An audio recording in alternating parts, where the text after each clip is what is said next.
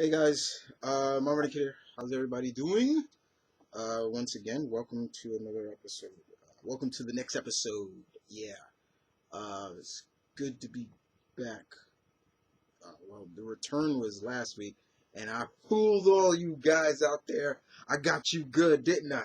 I fooled you all. You all fell for it, and I was kind of glad I got you guys. All in good fun. All in good fun. Back again for another review for the week of what is it? The week of the 14th. I think 14th. Yeah.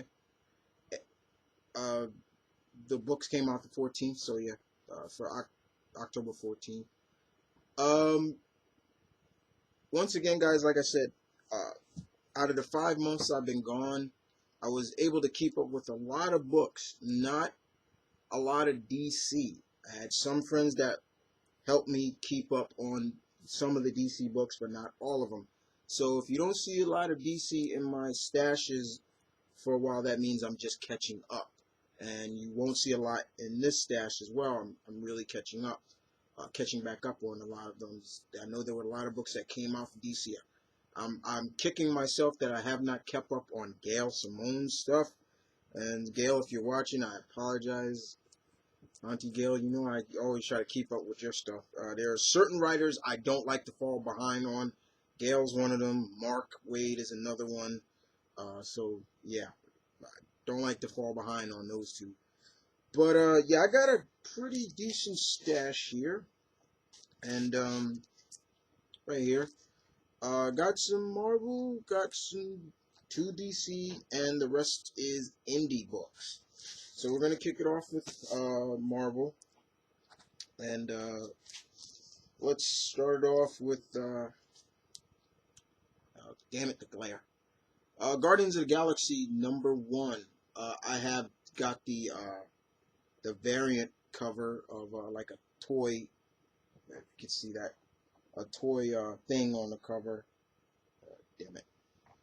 All right, so let's talk about this issue. All right, first of all, Bendis still writing. New artist. I'm forgetting the artist right now. No disrespect to the artist, but I love the beginning of this book where it starts out with Thing kind of explaining himself. We got to all remember, before the whole situation with the cosmic rays, this is what Thing wanted. He wanted to be an astronaut, be out in space, exploring the unknown.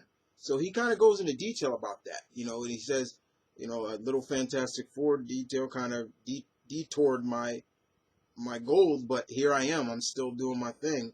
And he gets attacked by the Chitauri. So we now are getting the Chitauri now in this. And it's basically kind of a setup because the rest of the Guardians come. It's already established that he's a part of the Guardians.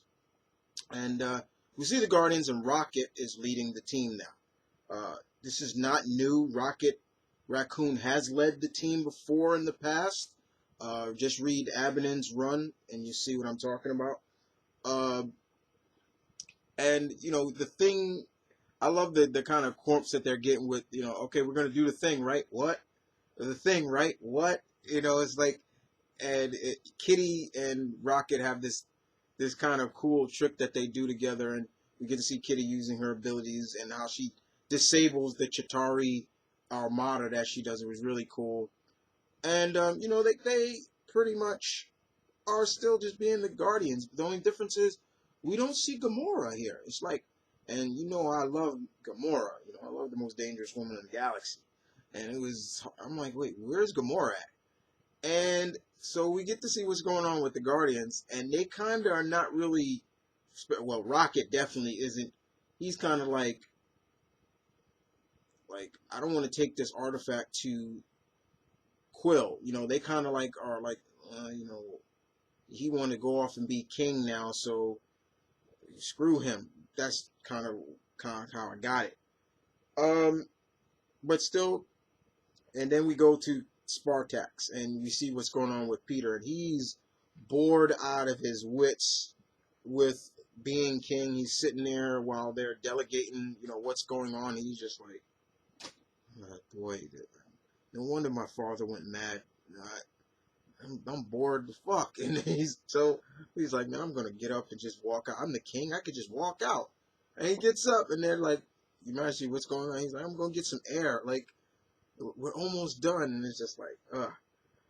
But the Guardians do come back to Spartax, and we also get to see there are a lot of alien suitor who are kind of pushing up against Quill, trying to, like, this big long-necked pink alien like female. She's like, we should breed together. She's trying to kiss him and stuff, and he's like, like, it was pretty funny. And then Kitty comes in, he's like, that's my fiance.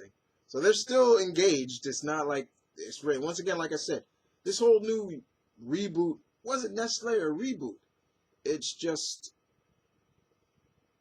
as what Marvel likes to do, just renumber everything back to number ones.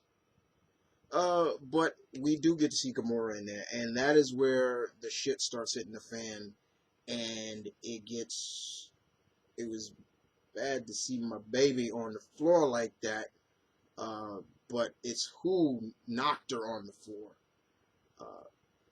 But I hope Gamora will be okay. But this was a good beginning to the new run for the Guardians. Like I said, Thing is a great addition to the team. You know, I have no ends about him being a part of it. You know, so yeah. Guardians of the Galaxy with the ever-loving blue-eyed Thing. And Thing actually says is one of his famous lines, "My sweet Aunt Patootie." So it was really cool to hear him say that. Alright, so let's go to New Avengers number 1. Al Ewing and Sandoval does the artwork. I watched my good friend Comic Uno Cat talk about this book, and I have to agree with her. I'm not feeling this artwork. The artwork of Sandoval, I'm not really feeling it. I'm not big. I don't. Is it anime-ish? Somewhat, because a lot of the characters have this like spiky like hair, and I'm like, that's not really cool. You know, I like the dynamics of the team. I mean, this is a pretty good team. You got Songbird, who I've been saying a long time, put her on the Avengers team. I love Melissa Gold. You got Hulkling and Wiccan together, you know, former Young Avengers, a big Young Avengers fan. Squirrel Girl, Doreen Green, I've always liked her. Sunspot, Sunspot, has always been cool. Hawkeye, Ava, White Tiger, and the new Power Man, Victor. Victor. And basically, since the fact that Sunspot has bought AIM. Remember AIM? The Advanced Intelligent Mechanics? Yeah, he bought them out. So he owns them now. And he can do whatever he wants with them. And that's kind of what this team is all about, in a sense. They took their base of operations is the former AIM Island. And they're kind of dealing with these crystallized headed people that was created by, spoilers for you guys, the ultimate Reed Richards. He is the antagonist in this, and he goes by the name The Maker. He's like, don't call me that, call me The Maker. I'm like, you want to meet your maker? Okay, so, but this, I'm hoping this gets better, because Al Ewing's writing is a lot better than this came out. And it's only one issue, but this just didn't really click with me as what I wanted to click with me. You know, because of the fact that you have a lot of characters on this team that has great backstory and good dynamics and good history with each other. So you would think you would want to see them they do more.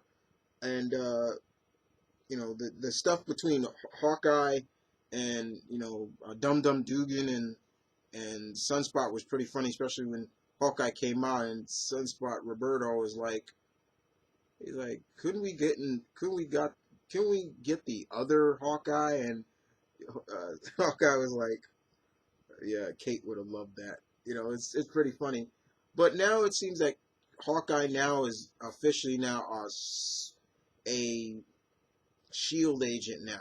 He's so once again now they're blending in the cinematic universe that Hawkeye is a Shield agent now, and I'm like, don't do that. But they still recognize him as an Avenger. He was an Avenger, so it was a it's this is just one issue, but I don't really like the artwork, and I really hope it gets better for the team and what's going to happen later on. So let's move on to Sam Wilson, Captain America #1, Nick Spencer, and Daniel Acuna. I like Daniel Acuna's artwork. I like his artwork. Very good. Man, Sam is dealing with a lot of shit, guys. I'm not gonna lie. He's no longer kind of affiliated with Shield. He's not with the government. The government now, people are looking at him as like he's a traitor because he speaks his mind. He's on this field with certain things, and he's on this field, and people don't like that. He even talks about it. He's like, the one thing Steve never dealt with is getting into politics. He always let that. Sam kind of got into it, and you see him talking, and his approval rate as Captain America has gone down. People are saying, give up the costume. It's like, man, Sam. But he still continues to persevere and move on.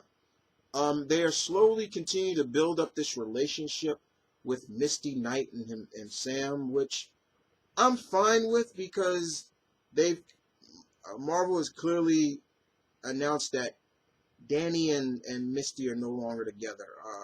They've had a real falling out after Misty lied about her pregnancy with Danny, so it was just like, that's something you don't kind of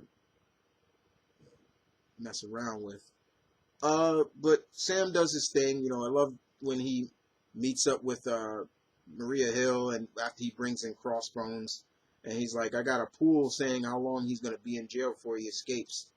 And, Maria is she's being a bitch in this. I'm not even going to lie. But, Sam still, he's headstrong. He's still moving forward. We get to see his brother again, which is pretty, and I was like, wait a minute, his brother was a part of the Gamma Corps, Gideon. I'm like, so, and then you get to see, I'm like, how did he get cured of his gamma stuff? I'm like, that needs to be explained, his big brother. So, but I like that they talked about, I love the scenes where he's riding coach in a plane, and they're just like, dude, what is Captain America riding coach? And things like that, and they're like, yo, you're with Misty Knight, dude. She is so fucking fine. I would, yeah. He's like, you better watch what you say now, and I thought that was pretty funny. They've also Red Wing has got upgraded now. Red Wing is able to shoot like a canary, like sonic cry out at people. I was like, okay, it's all right. Just don't make him completely cybernetic, but he wears like this visor over him, as you can see right here. Red Wing has this, and when he screams, it's like a sonic cry. But they're still dealing with the Sons of the Serpent in this, and it ends pretty much like, okay, where's this going? But I like the start of this. I like where Nick Spencer is taking the character. Like I said, Daniel Acuna's artwork is really good. I very much loved his artwork. His artwork is really good. It's not too bad. It's not too harsh in color, like so much color. But you see the differences, and you like where they take it. But yeah, this was good. Looking forward to seeing more what they do with Sam. People, his approval ratings going down as Captain America. Well, I have this suspicion that there's going to be some sort of falling out between Steve and Sam, which I don't want at all. You know, let's go to Spider-Gwen #1. This really shouldn't have been renumbered. This should have been continued. #6. Radioactive Spider-Gwen. uh, Latour and Rodriguez, still the creative team that brought us the original, still do it. And this still continues. Like I said, nothing has really changed. It's still continuing somewhat what's going on, but now we're getting more of a backstory of the friendship between this Earth's Peter Parker and Gwen, and what led up to his death, in a sense. And DeWolf is in this, which is great to see. And how is George Stacy dealing with the fact that his daughter is Spider-Woman? And how is he keeping this a secret from the likes of Frank Castle and everybody like him? Because remember, in this world, Frank Castle he's a cop. He's not, but he's still kind of a little bit takes it to the extreme, especially in interrogations. But Gwen is dealing with lizards.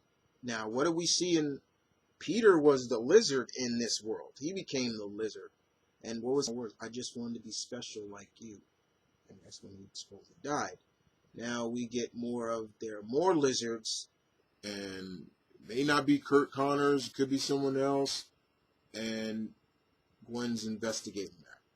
But one of the biggest things of this issue was the fact that we get to see, I guess you could say, the Captain America of this Earth, and the Captain America of this Earth is a female, and that's pretty much where it ends.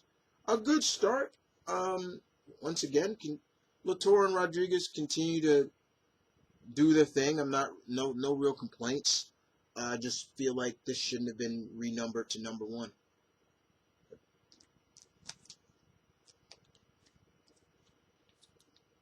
Spider-Man 2099, #1, fighting crime before his time. First of all, I can't wait to see him in the new costume. That costume is great.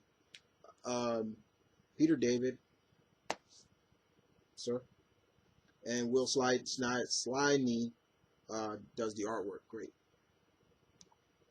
Miguel has kind of quit being Spider-Man. He's just works now for Parker Industries, and he has his own assistant. He has this, and the one thing he does is go on like this, like American Ninja-esque like show, and he's all there playing. He's like, going, yeah, this is my first time being on the show. I've never worked out in my life. I don't know what I'm gonna do. And he just runs through this course like it's nothing, And they're just like, didn't he just say he never exercised in his life? And Peter kind of gives him a little talking. He's like, Miguel, what were you thinking going on that show? Like, people might put 2 and 2 together and might figure out who you were. And Miguel kind of breaks it down. He's like, look, Peter, look, with you, Jessica, Miles, and Silk, there isn't a need for another Spider person out there. They got enough. I guess that was supposed to be like a pun, like yeah, enough Spider people out there. But he's just like, I'm just trying to be happy with his girlfriend, who he cured at the end of the previous series, and he's just being happy. He's just really happy. But there's also, he keeps going forward in time to his timeline, to see if anything's changed. He goes back, he sees nothing has changed. Nothing has changed. If anything, it's getting worse. So it's almost like, does he really have a place to go home to? And then there's a bombshell. There's not a bombshell, but there's something of a very pleasant talk between him and his girlfriend, which I'm forgetting the girlfriend's name right now. And Miguel kind of questions, like, are you really with me? because of me, or just because I cured you of your disease, and is this a charity case? And she's like, why would you ask me something like that? Of course I love you, and I got something else to tell you. And she was about to say, I'm pregnant, and then boom, a major, as always, Peter David with his sick ass cliffhangers, and oh shit, good stuff. This was great.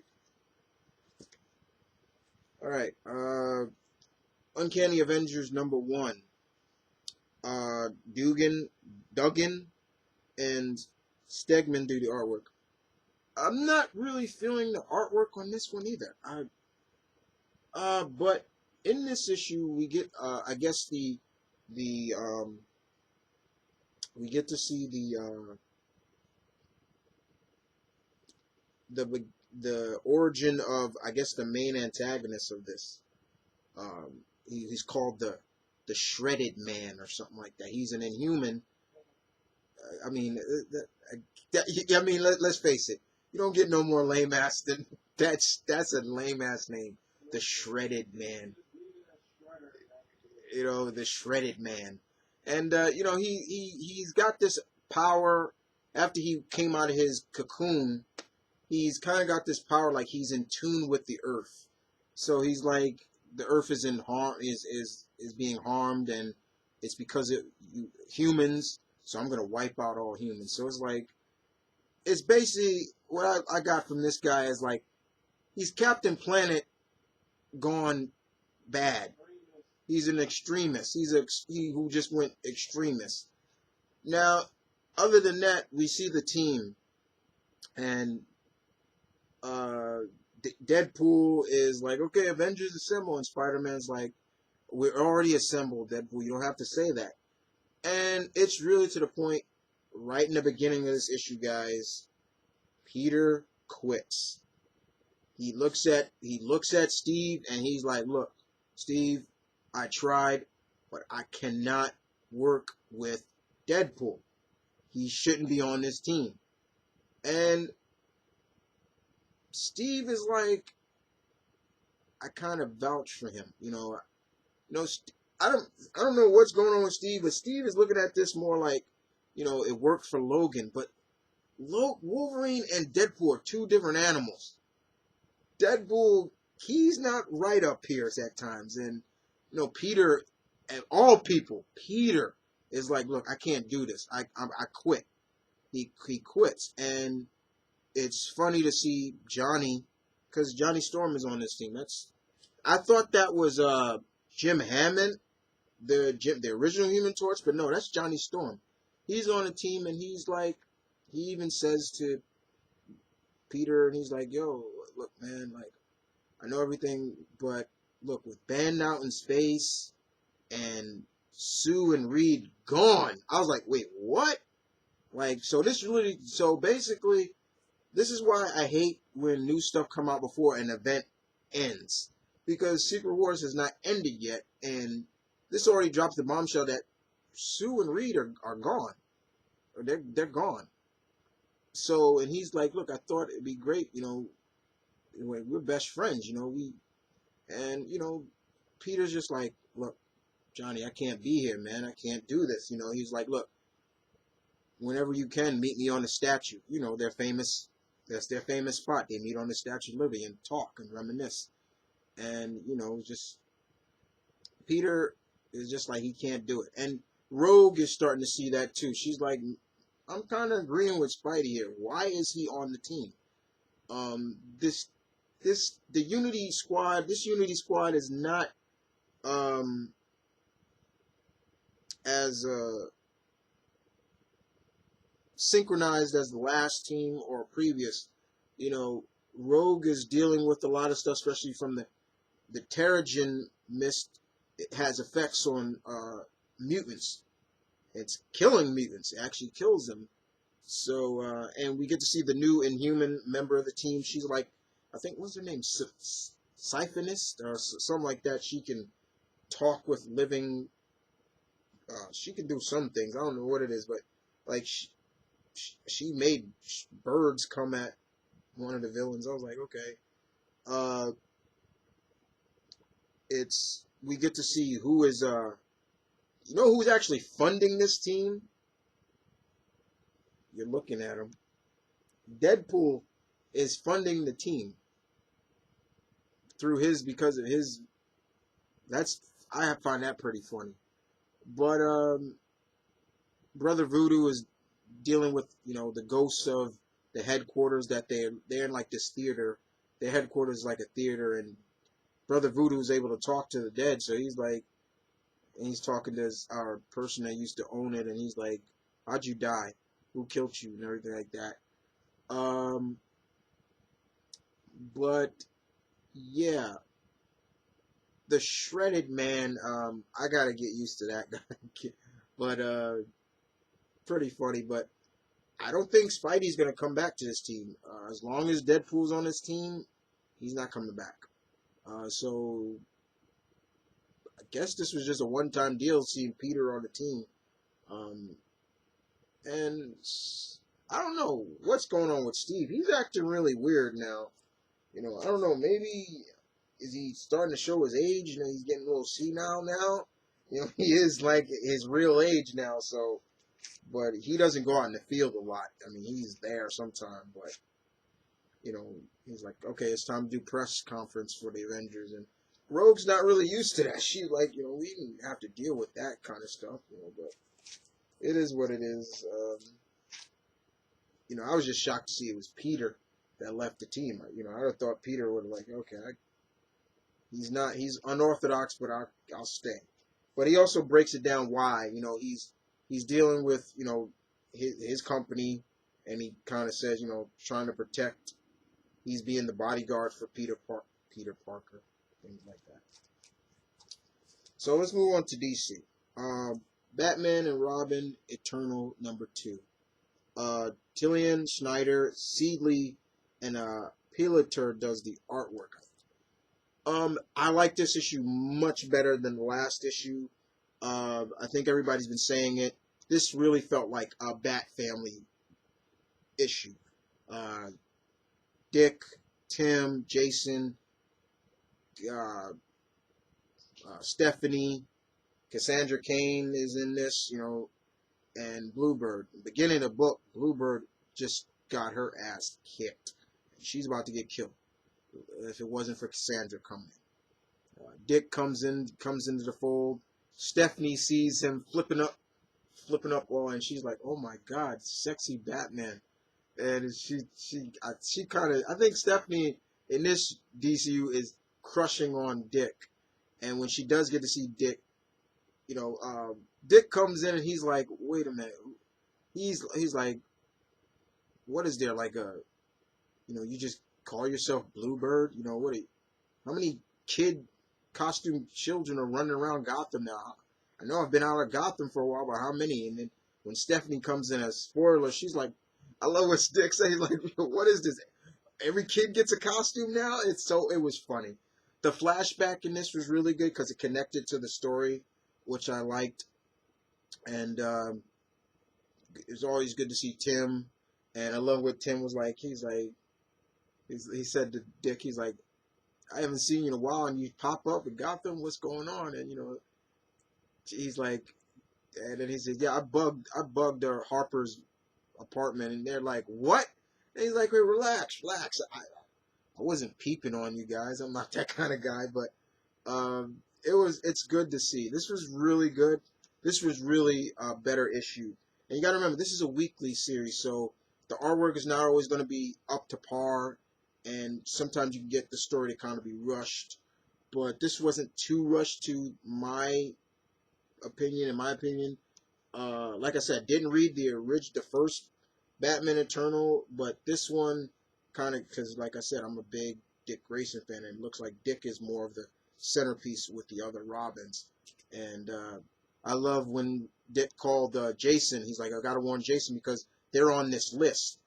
Him, Harper, Tim, and Jason are on this list, and I think Cassandra Cain is on the list." And he's like, Hood, YOLO. And he's like, look, I gotta warn you, there's an assassin, she's trying to kill you. And he's like, assassin? You don't say. Would this assassin be a girl? And he got her at gunpoint. Like, it's Cassandra Cain. But this was good. I like this indeed. Very good stuff. Talk about more good stuff. Superman, Lois and Clark, #1. Dan Jurgens. Man, Dan Jurgens does a great job of this. And Lee Weeks' artwork. Classic. This is Superman, old school Superman. This is pre-Crisis or pre-52 Superman that are now in this universe now. And they kind of gotta work outside of the box. Lois can't really use her real name. She writes all these books, calls herself Author X. That's her name. They even changed their name. Like, their last name is White instead of Kent. It was really cool to see Clark, this old school Superman, watching the fight between Darkseid and the League when they first came together. And he's literally saying they're so inexperienced, they're not synchronized, and things like that. And he was so, it took every fiber in his being to not jump in the fight. Even when the Superman of that world came in. And, one thing I love what he said to Lois was, one thing I'll never get used to is Cyborg Victor on the League and not with the Titans. I'll never get used to. I was like, yeah, that's something that I think we're all not going to really get used to. But their son, Jonathan, he's cool. He's a smart kid. You can see that he's putting 2 and 2 together. He's like, what's going on, Daddy? Like, what's going on? Why do you do this? And things like that. Now Clark, it kind of goes from point A, meaning the past, and then we see what's going on in the present. And Clark still is under. He doesn't wear the classic costume. He wears like this white steel, like black and silverish costume that you see right here on the cover. And he's realizing that a lot of things are different. Like, for example, Hank Henshaw, who in his time we all know was Cyborg Superman, and he's trying to prevent that from happening in this world. He's kind of on this quest to like prevent stuff from happening in this world, but still kind of keep a low key on it. He really doesn't like that in this world. It's very untrusting. Like, a lot of people don't trust the metahumans in this, not even the Justice League. Like, and he's like, he really questions that. Like, what's going on? He misses the old, his world and things like that. But this was great because you get old school Superman, old school Lois and Clark. The marriage is there.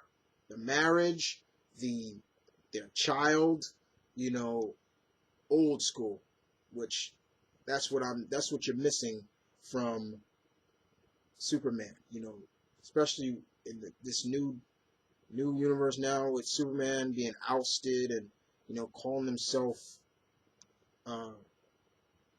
what's his name, Archie Clayton, like what the hell? But this is Mr. Jurgens. Thank you so much for this. I'm gonna continue to read this bad boy. This was great. So that's all the DC. We got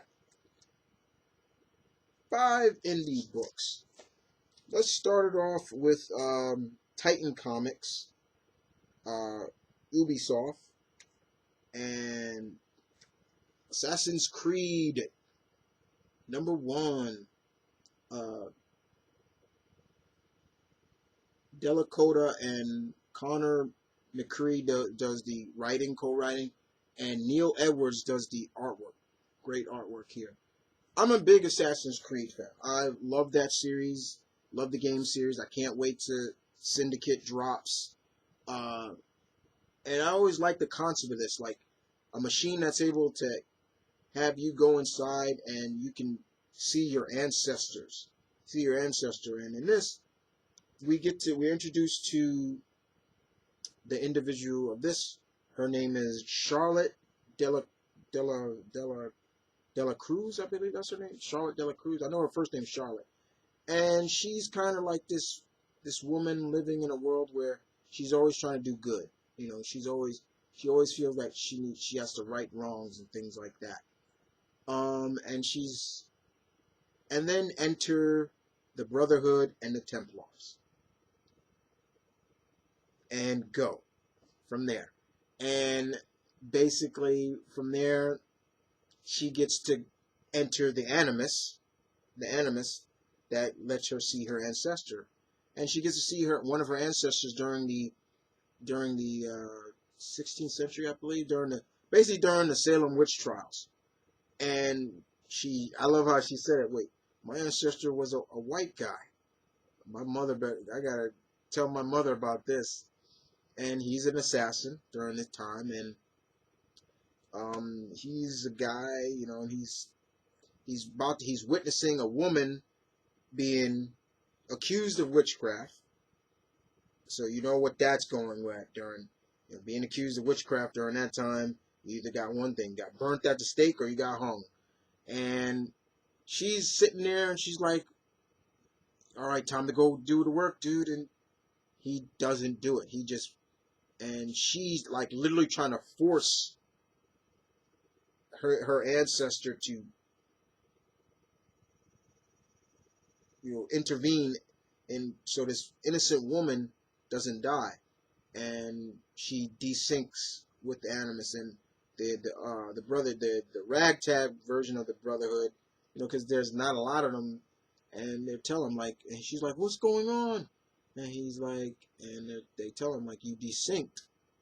And he's like, you can't change the past. You can't force. If you try to force something to happen, that's what's going to happen. And she's barfing all over the place, like, and she goes back in later on. But there's something that the Brotherhood is not telling. If she continued to do this, she could die. So she really has to now that she knows her ancestor was an assassin on her mother's side,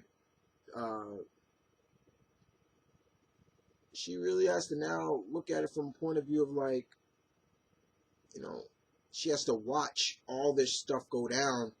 And her ancestor, he's an assassin, but he really kind of doesn't care. Like, he has no feelings. It's almost like, mission, go, nothing else deters me, bam, that's it. You know, that's it. And that's not what she is. That's not the character. In this issue, you get to experience what the character of Charlotte Dela Cruz is. And seeing what her ancestor was, it's just like, huh? Like, but this is good. This was really good. I've been keeping, when they said there were going to be Assassin's Creed comics coming out, I was happy to read this. But this was good stuff. Thank you, Titan Comics.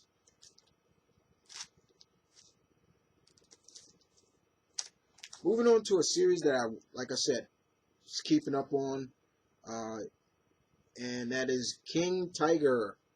This is issue number 3 of 4, Dark Horse. Randy Stragley and Doug Wheatley does the artwork.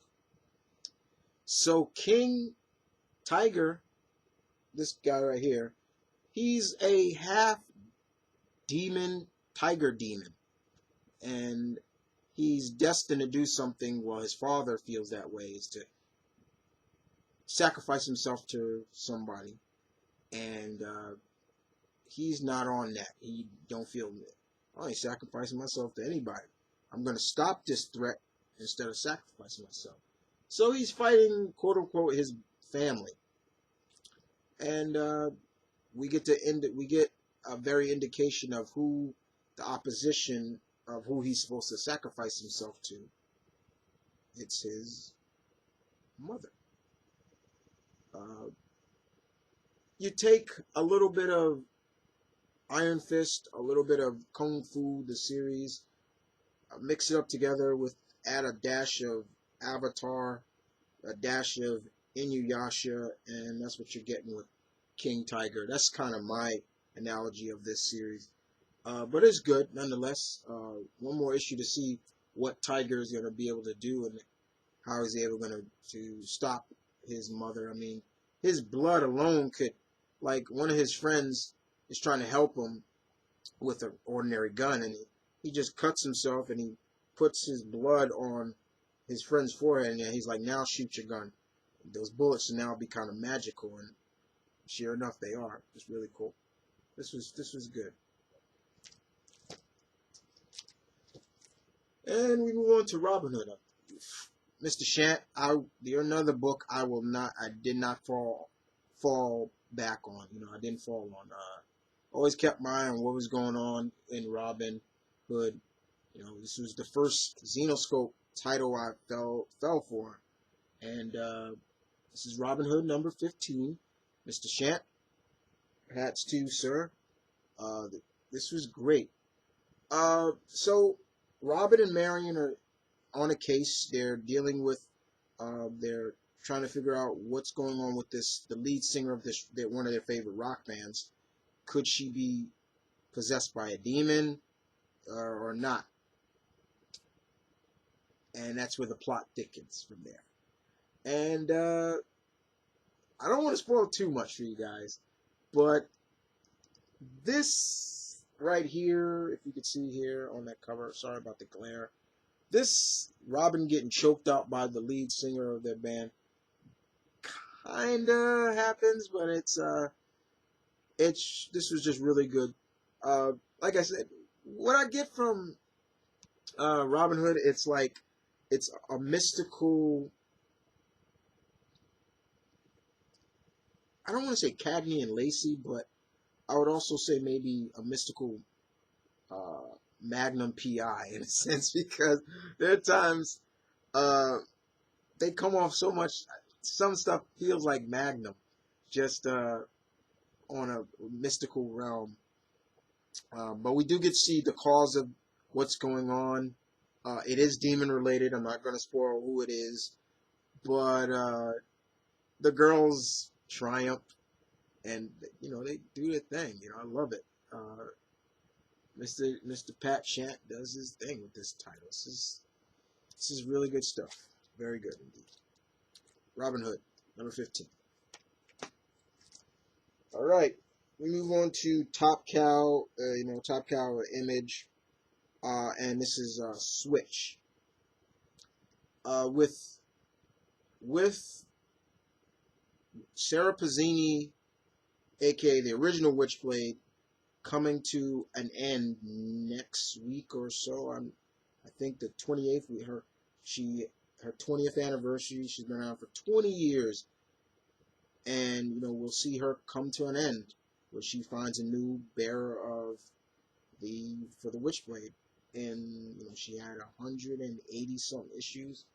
But in this is a self-contained universe. This is not the same universe, but the artifact, which is the Witchblade, is in this.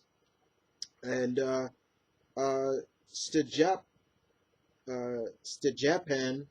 Sejic does the writing, does the artwork.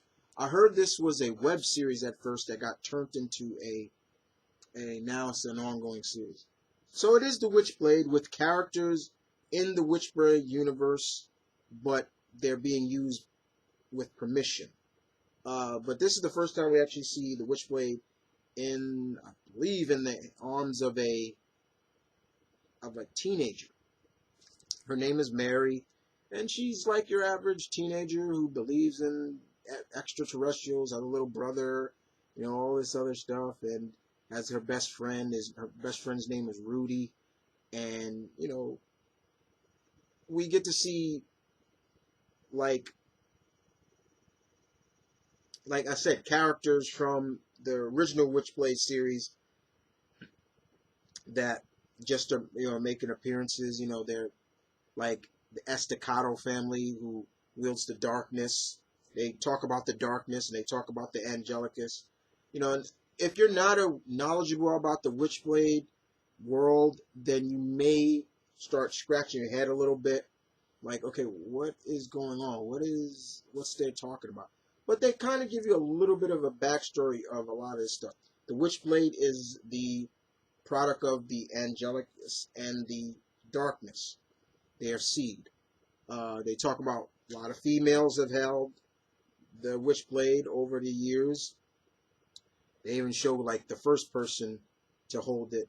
In this world, they say it was a cave woman by the name of Una. She was this big, brawly cave woman who wielded it first. And I love how they describe when you get the Witchblade, you go through the 5 stages. You know, fear and all this other stuff, and which was really cool. With Mary, when she gets it, because she gets it by accident, but she gets it in a way, thank God she got it. I'm not going to ruin what happened. But when she gets it, she is given a little bit of a help from previous wielders.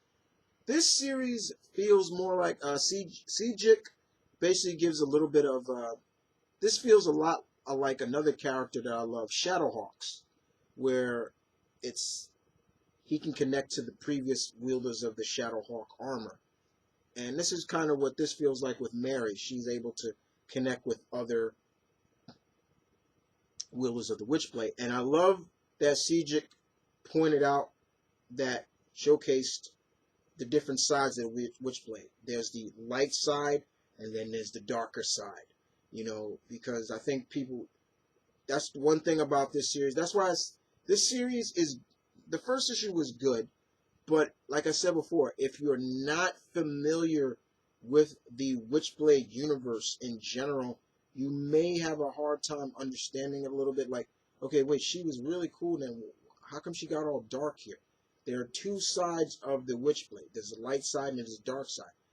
And there's times where we got to see that it gets dark sometimes, especially when Sarah had it. She had the light side, and then when she broke it up and gave the light side to her friend Danielle Baptiste, and she had the dark side of it, and it got really crazy. But this was fun. I'm not gonna lie. I'm looking forward to this because, once again, it's self-contained. It's its own universe. It has really nothing. There's no mention of Jackie Estacado or Sarah Pazzini and all those. No, this is a self-contained universe. But I did enjoy it for what it was. Good stuff. And we're gonna end this, guys, with Dynamite. And we're going to end this with another series that you know I was keeping up on. The Shadow. Number 3. Cullen Bunn, Giovanni Tipano does the artwork. Good artwork. First of all, that cover is lovely. You know me, guys. I love The Shadow. He knows what looks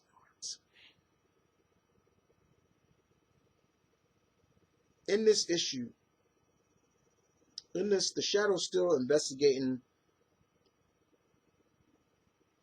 Believe it or not, he's investigating the death of Harry Houdini.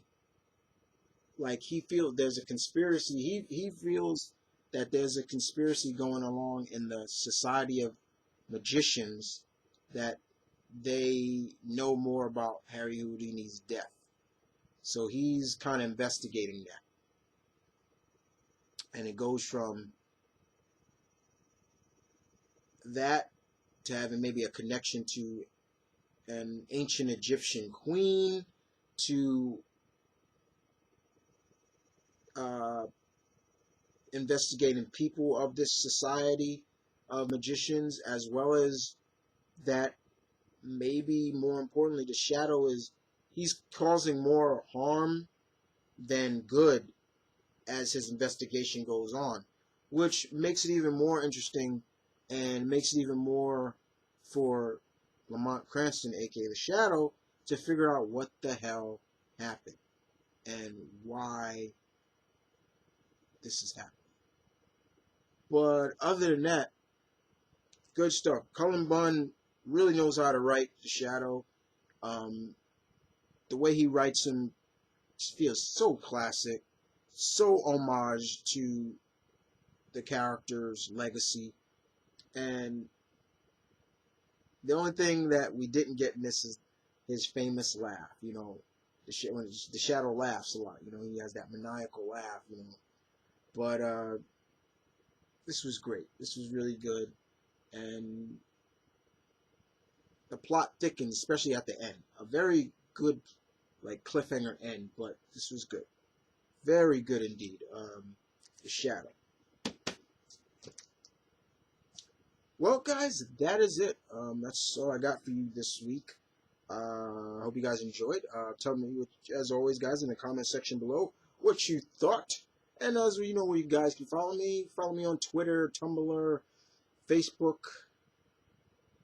You know where you can find me. You know where to find me, as always.